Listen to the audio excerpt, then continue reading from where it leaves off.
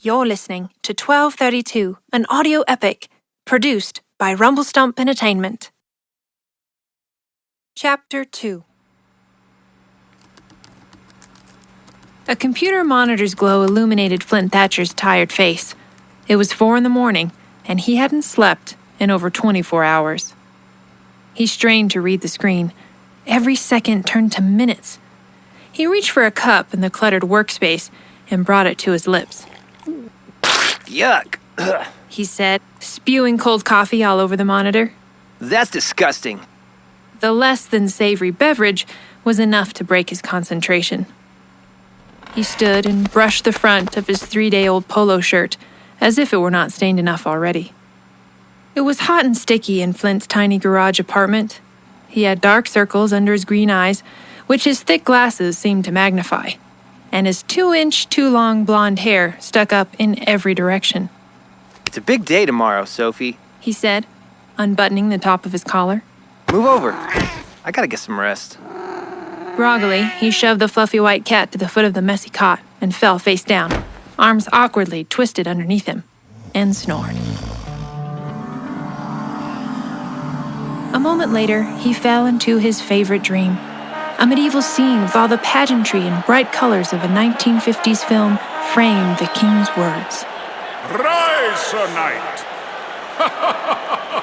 Welcome to knighthood! Let's party! Flint would stand up, look the king in the eye, and turn, smiling at the large, applauding crowd. The bells in the cathedral rang. Flower petals floated from above. Men, women, and children cheered him as he waved victoriously. The bells, however, grew louder and louder and louder. Flint cracked an eye open and groaned, shuffling through the laundry and blankets on his bed to find his phone and turn off his obnoxious alarm. 6 o'clock. Flint muttered. He stared zombie-like at the screen. The dim blue light did nothing for his complexion, casting ugly, almost ghoulish shadows across his face. He took a deep breath and opened his devotional app to read the day's meditation. I can't skip this. Flint thought aloud. Today is your breakthrough, so close the door to the past. Throw wide the door to the future. Hold your head high as you begin a new chapter in your life. It's time to pray and lay claim to the plans God has for you. Tell yourself the truth. Let your inner voice repeat. God wants good things for me. I will see it happen. Flint clicked the screen dark and considered laying back down. But then he remembered her, and he couldn't miss his chance. That thought alone shocked him awake. He sprang to the mirror and mumbled and sputtered the positive mantras written on sticky notes as he brushed his teeth and splashed water on his face. By the time he had found clean clothes and changed, he was late. Flint buckled his bike helmet, slung his bag over his shoulder, and pedaled away. Preoccupied with his thoughts, he failed to notice the angry voices of fellow pedestrians and drivers as he innocently crossed the intersection, unaware of the red light and blaring car horns. Up the street and around the block, he rode as fast as he dared and parked his bike a suitable distance away from a quaint coffee trolley at the edge of a park. Summer was in full swing in Dallas, and people scattered about the park that morning doing yoga, mindful meditation, and other various urban hobbies. The hip coffee trolley, the Quality Cup, served artisan roasts and homemade bagels with vegan cream cheese. Trash cans were at well-measured intervals, not a spot of litter. This was the pleasant part of town, and stashing his beat-up bike out of sight for the next few minutes was important. Couldn't risk her seeing it and realizing it was his. Today is the day everything turns around for me. God wants good things for me. These thoughts repeated as he strode to the trolley and ordered a coffee and a bagel. After paying, he nervously reached for his phone, vibrating from a text. A message from his bank read, "Your account has reached below the limit of $100. Flint grimaced. He retreated to a bench underneath a red oak tree, where he fitfully devoured the bagel, before realizing they'd given him the wrong one. Again. He sipped the coffee with trepidation. He could barely hold on to it. The heat through the sleeve irritated his hand. Not to mention, he was still recovering his breath from the swift bike ride. Gulping down the bagel hadn't helped, but the nourishment calmed his nerves. And right on time, she came. Flint didn't know her name. He knew her initials, AJ. The barista wrote them on her cup every day. He had picked up her trash a few times, and she always ended her run here by sitting on the grass over by the fountain with her earbuds in until 7:10 sharp. Her long blonde hair swished behind her as she jogged up, dressed in leggings and a sports bra, with an unzipped jacket swinging from her shoulders. The sunlight made her look like the unsuspecting love interest out of a movie. No matter what, I am talking to her today. I got this. Flint told himself. Emboldened by the meditation he read that morning, he got up and walked over to the quality cup, where she stood, ordering her drink. She saw him approach out of the corner of her eye. Flint had gotten this close before, but hadn't actually spoken. This time he said, Excuse me. Flint's voice interrupted the tranquil morning. The girl whipped around and looked Flint up and down. He had on white socks, pleated navy slacks, a red tie with a stain on it, and a pale green shirt. She lingered on his one untied shoe. Then her gaze climbed to the sweat ring around his head from the bike helmet. She stood there for a minute before raising an eyebrow. Do you live around here? Flint said. He could have slapped himself for saying that. What am I? A creep? She just shook her head. Flint stood there, his mind racing, but his mouth closed. Well, I do. I sort of do. I mean, I live a few blocks from here. Flint finished awkwardly. The girl said nothing, but nodded, uninterested. With a faint grin, she stepped away to her grassy spot to stretch. Flint followed her, but got the message he wasn't welcome when an athletic-looking man jogged up to her and started a conversation. Flint just kept walking. He walked a few steps before checking the time. Shoot, I can't be late for this. He spun around and jogged back toward the bike rack. Horror struck as he realized he would have to pass right by the girl and her friend. He ducked his head, and Speed walked by them, feeling their eyes on him, overhearing laughter. Once he had made it around the corner, he put all his strength into pedaling his bike, trying to drown the thought of impending breakthroughs and new chapters. Maybe the breakthrough is just around the corner, he thought as he neared the high-rise building where Sanchez and Galloway had their law offices on the 5th floor. The next hour or so would be a huge leap forward in the search for his missing father. Flint would never stop looking. Now merely desperate enough to have his father declared dead in order to get the money he hoped for. Not only did the search require significant funds, but Flint felt the growing pressure of several student loans. He didn't believe John Thatcher was really dead, not for a second. He would find his dad if it took every penny of incoming inheritance. Hey, Callie Sue here, writer and director of the show. I hope you and your family have been enjoying it. And if so, you need to sign up for the newsletter right now. Follow the link in the description to get behind-the-scenes access, bonus material, and see how you can support the next seasons. Sign up at audio-epic.com and keep wholesome and quality entertainment available to all. Thank you so much for listening. Stay courageous. 1232 is sponsored by Phil Bob Borman Art, a nationally collected skyscape artist, mastering the shape and color of western skies and towering cloudscapes, inspiring viewers to look up at the glory of God all around us. Phil Bob Borman is represented by Insight Gallery, Fredericksburg, Texas, Legacy Gallery, Scottsdale, Arizona, Caudry Gallery in Whitefish, Montana, and the Museum of Western Art. Contact for available paintings or commissions at philbobbormanfineart.com. Is your tea in the cupboard boring? Is the coffee you buy from the grocery store expensive and crappy?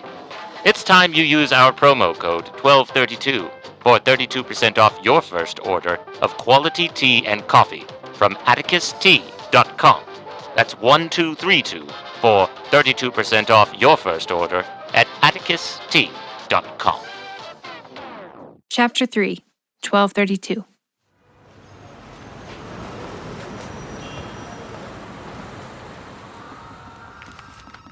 Mr. Thatcher, she said she'd be here.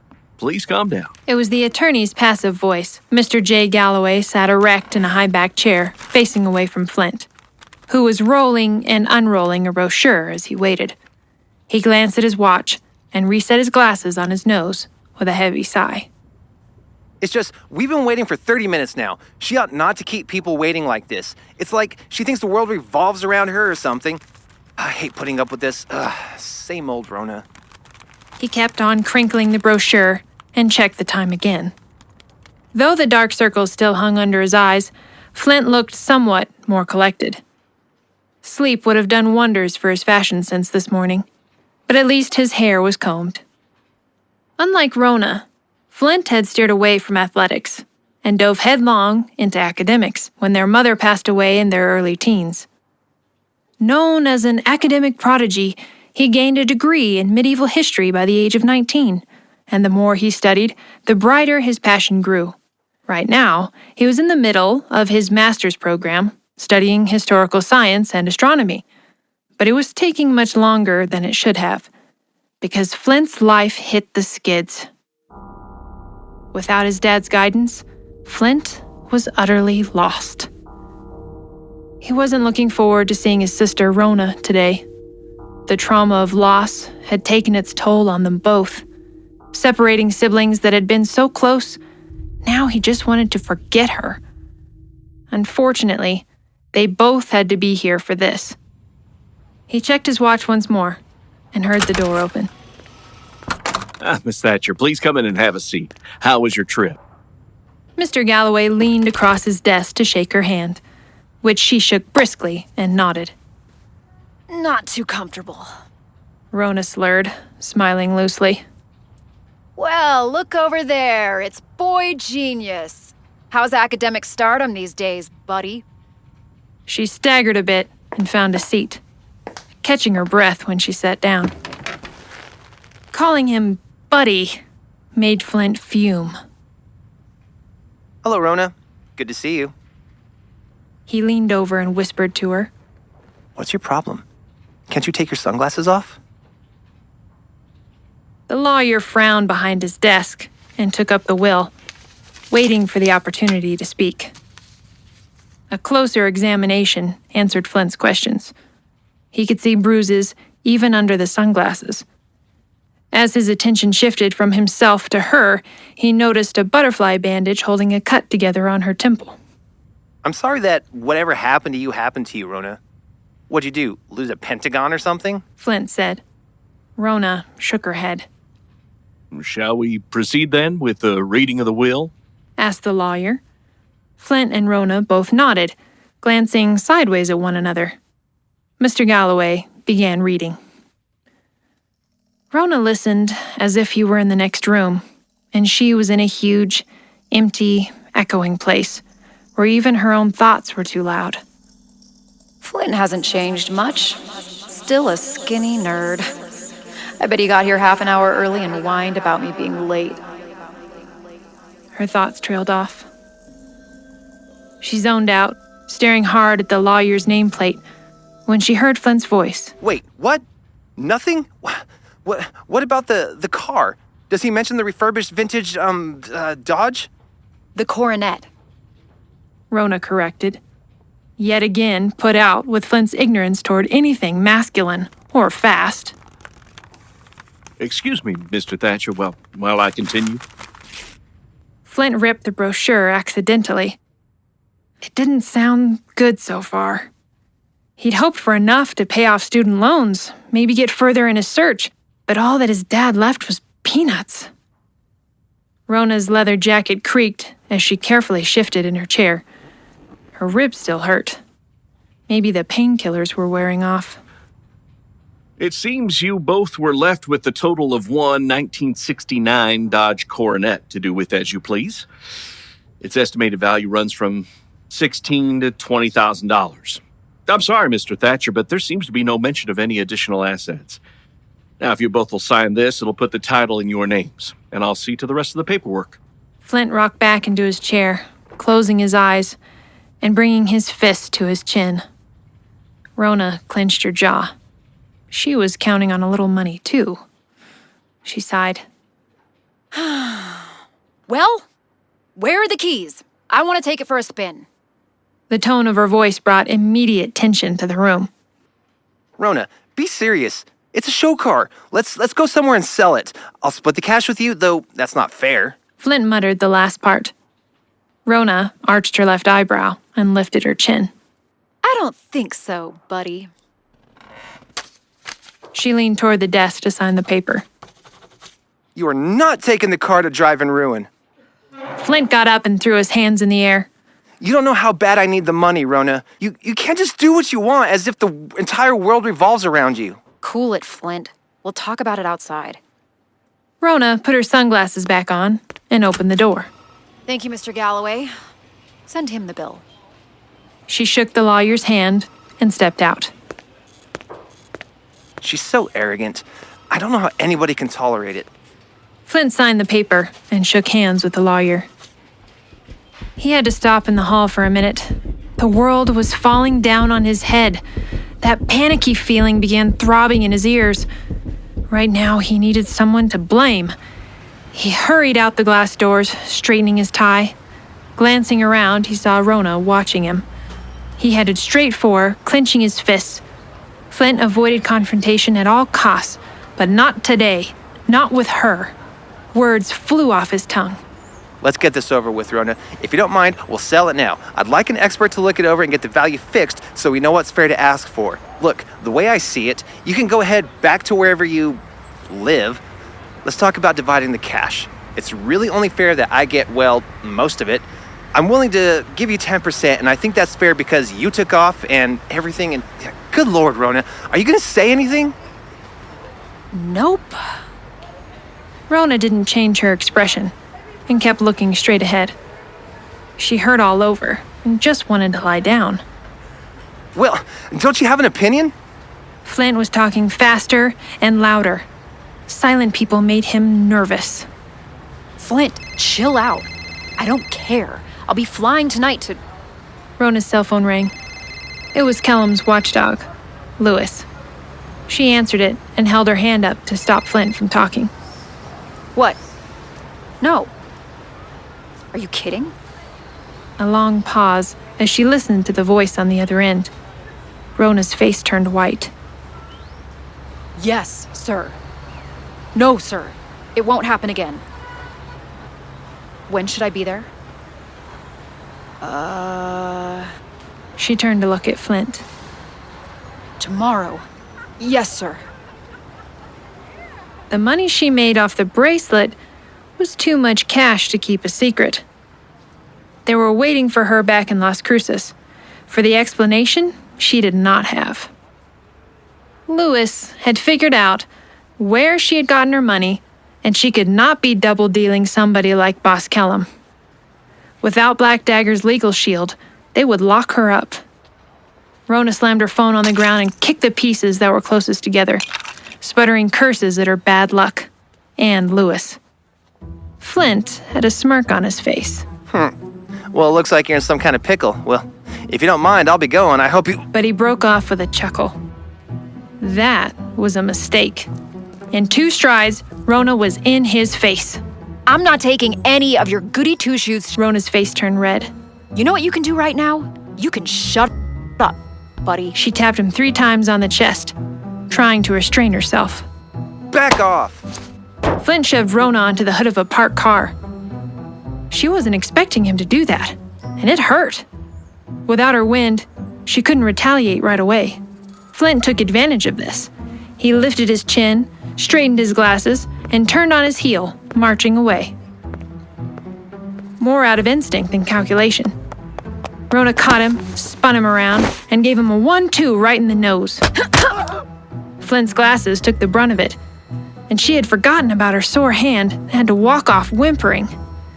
Flint tottered backward and flipped over the bike rack, landing on his side. You broke my nose! Flint yelled. Ow, you broke my freaking hand! Rhona struggled more with the pain in her ribs at the moment, and her elbow began bleeding into her leather jacket again. I hope you know that I'm never gonna speak to you again. Flint spoke his words with as much venom as he could, while tilting his head back to slow the blood pouring out of his nose. Oh, that's too bad. Well, why don't you just leave then, genius? It's not like I'm gonna wait around for an apology. Rhona leaned stiffly against the wall of the building, trying to breathe, hoping Flint would not realize how weak she actually felt. Just leave. Flint spat the words out childishly, tilting his head back as far as he could. The two had never interacted as adults. Rhona and Flint's bond as twins made them inseparable as children, but they had torn themselves apart in the last decade. Now, all that love had turned to loathing. I'm waiting. Rhona huffed. Waiting for what? Flint's voice sounded stuffy. A ride? Rhona tilted back up to her feet as she said this, slipping her shades back over her eyes. A ride? Really? Where? His eyes followed her as she walked past him. To your place. Looks like I'm staying with you tonight, buddy. Rhona surprised herself by saying this. But it was her only way to a bed for the night, with her bank accounts frozen. Flint looked at her, shocked. Me? No! Get a hotel! I don't want you anywhere near me. Okay. Go home then. That's fine. Drive off. This is the last time you'll see me anywhere near you. Why don't you just go ahead and go? Rhona smiled mischievously. Flint stood where he was in front of the bike rack, glancing at the one bike in it, and felt sheepish. What's the matter? Can't I hop in with you? Rhona asked with sugary kindness. She then giggled, despite how bad it hurt. She was grinning at him from ear to ear and shaking her head slowly. Flint tried to put together a coherent comeback, but he curbed it. Maybe she'll just go away. He hoped. Whatever, Rhona. I'm going inside to take care of this. I don't care what you do, just stay away from me. He held the end of his tie over his nose to stop the bleeding and went inside to wash off.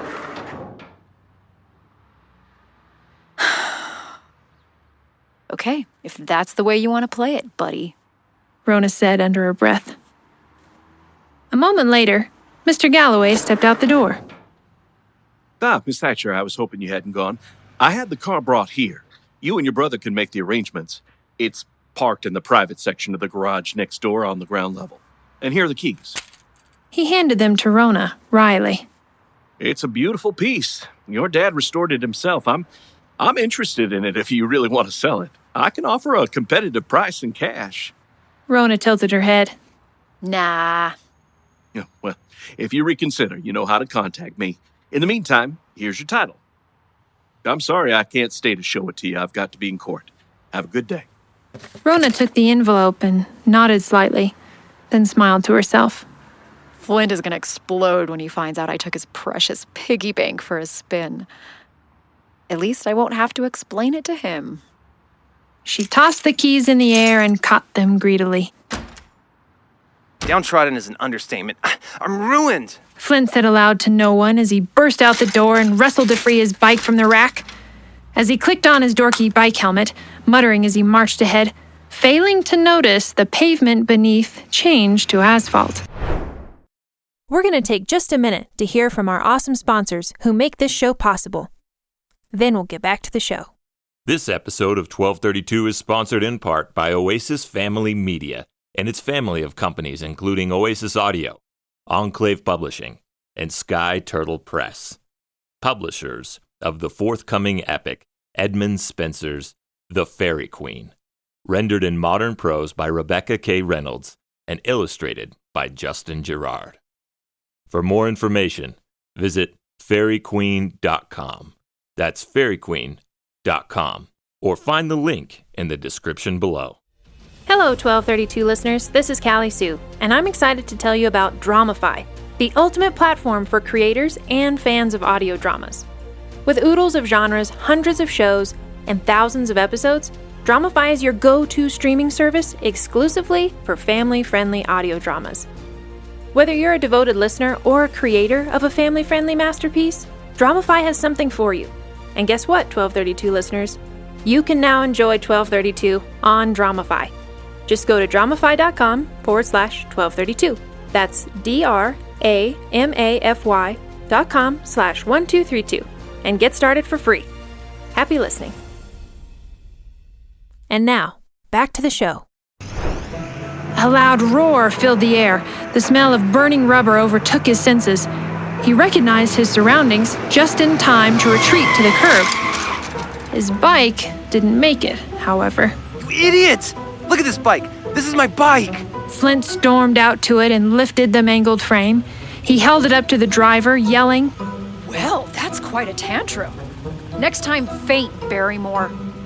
It was Rhona, shouting from behind the wheel of a beautiful baby blue 1969 Coronet convertible that had just totaled his bicycle. You could have killed me! You could have hurt the car! Flint fussed, his helmet still buckled in place. So shoot me. Get in. She kicked the passenger door open and revved the engine. He could not have had a worse day if he had helped the Devil Planet in advance. Where the car goes, I go. At least until I can get the money out of it. He told himself. He got in and slammed the door and kept a white-knuckle grip on the handle all the way to his apartment.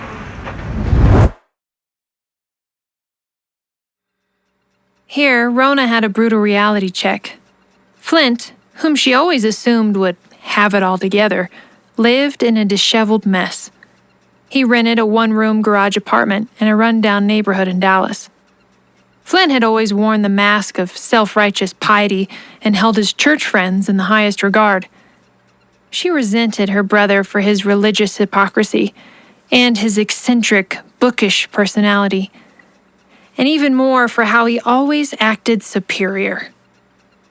But for all that, she had kept in reserve some jealousy for how he had made something of himself, she thought. Now that she saw into his life, she was disgusted and amused. But instead of gloating, she just looked on. Flint, Rhona said. You have got to be kidding. What are you up to in here? The tiny apartment, or more accurately, a hallway, was so tiny that she almost had to walk sideways through the length of it. On one wall was the mini fridge, counter, sink, and door to the bathroom, which was just a closet with a toilet and a shower crammed into it. The other wall was obviously designated as the bedroom. Flint's cot and folding table were strewn with papers and empty coffee cups. A large desktop took up most of the space on the table, and sticky notes and scribbled-on notebooks settled on every surface of the room. Flint's clothes were in disheveled piles here and there, as well as stuffed into the overflowing laundry bag laying across the pathway. One rotating fan fluttered the papers and trash as it blew musty summer air around the room. My other glasses are around here somewhere. He said under his breath as he charged about, rustling through piles. It never crossed Flint's mind that neglecting his master's thesis, not showing up for work, spending all his resources on the hunt for a missing person, and borrowing money he could never pay back would look like insanity to anyone else. And suddenly, with his sister gawking at the doorway, he felt at last the cruelty of revelation. Anger clawed its way to the surface and made him seethe at the sight of her. Inspiring. Rhona said to herself, noticing a host of houseflies roosting on the ceiling. What's so shocking, Rhona? Flint spat his words through his teeth and would not look her in the eye. He put on another pair of glasses as he spoke. This is what I do. This is my work. 24/7. And you know what? I've spent my days hunting for Dad when I should be writing and researching for my thesis. And I know where Dad was when he disappeared. He didn't disappear in Michigan. I followed his trail. Hey, don't touch that! Flint lunged at Rhona and slapped her hand away from the tablet she reached for. Fine. You shut up. I'll sit down. Rhona scooped the laundry off of the cot and reclined onto it.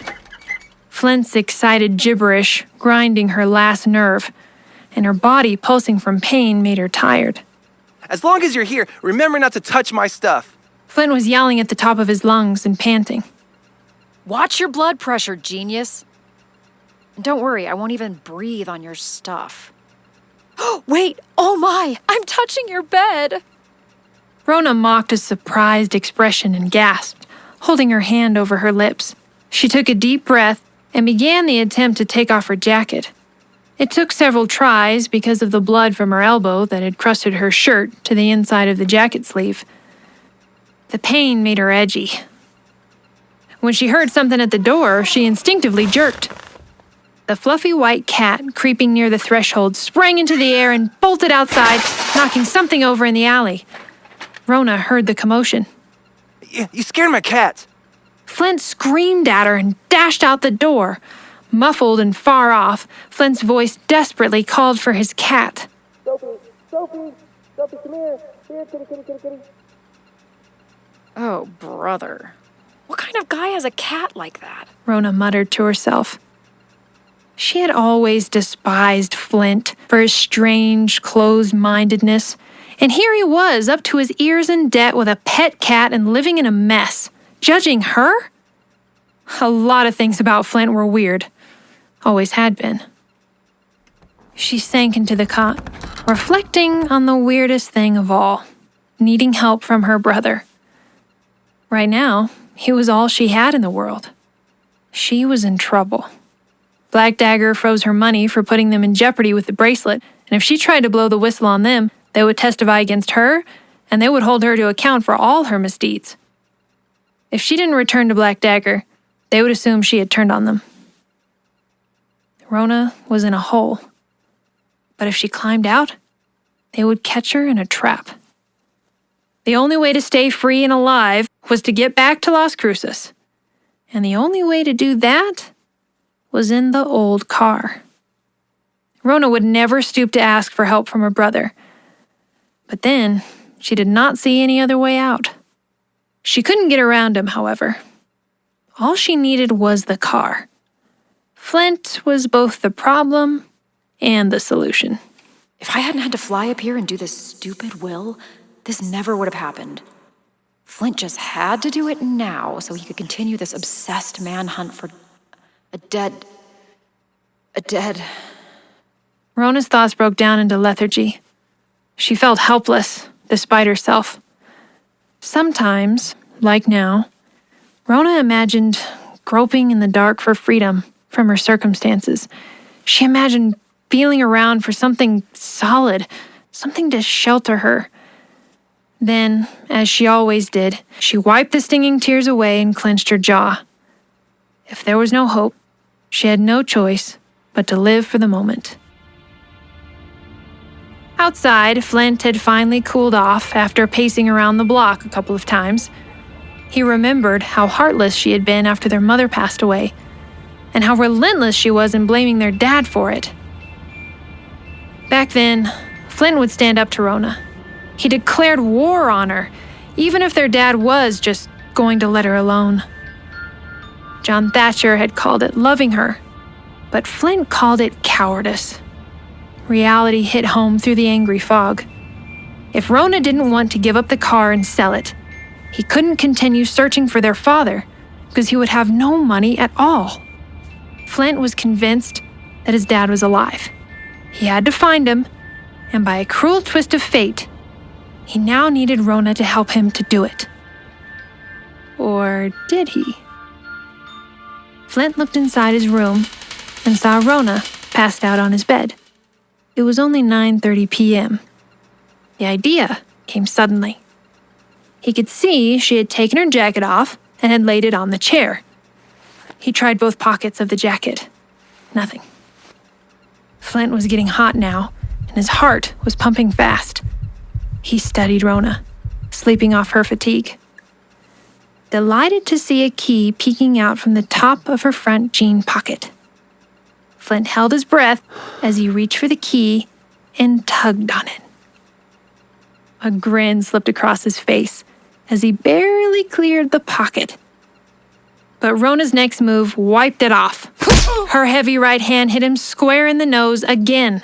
Flint reeled back, and Rhona kicked him hard between the legs. He dropped to his knees with the breath knocked out of him. That's it, buddy.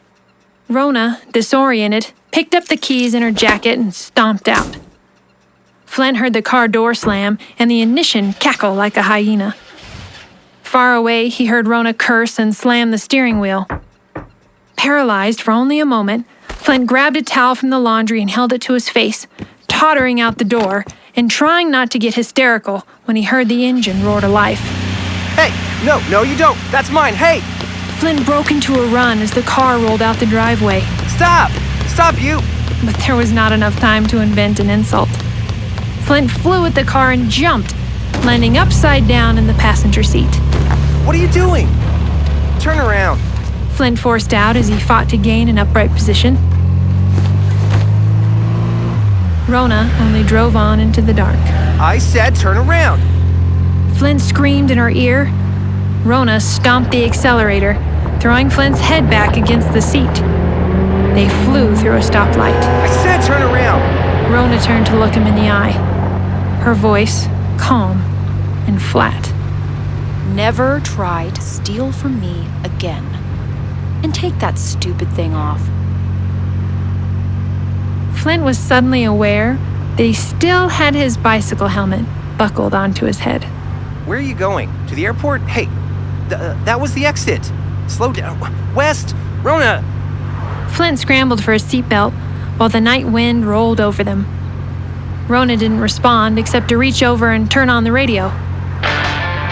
They drove west for the rest of the night, racing the sunrise.